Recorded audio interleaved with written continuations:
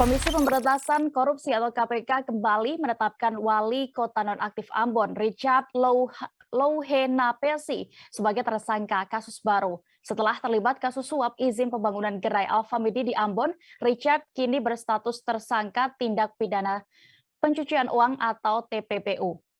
Penetapan tersangka ini juga masih merupakan pengembangan dari kasus suap izin prinsip pembangunan gerai Alfamidi tahun 2020 lalu.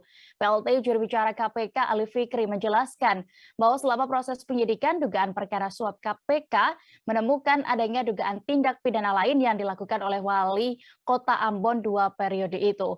Richard disinyalir sengaja menyembunyikan atau menyamarkan asal-usul kepemilikan harta benda. Modusnya dengan menggunakan identitas pihak-pihak tertentu sebagai pemilik harta benda. Ali mengatakan pengumpulan alat bukti saat ini terus dilakukan dengan menjadwalkan pemanggilan saksi-saksi. KPK juga mengharapkan dukungan dari masyarakat jika memiliki informasi maupun data terkait aset yang terkait kasus Richard. Terkait perkara suapnya, KPK juga menetapkan staf Alfamidi bernama Amri dan orang kepercayaan Richard, yakni Andrew Erin, sebagai tersangka. Richard menjadi tersangka setelah diduga menerima uang suap sebesar 500 juta rupiah untuk mengeluarkan izin pembangunan 20 gerai minimarket Alfamidi.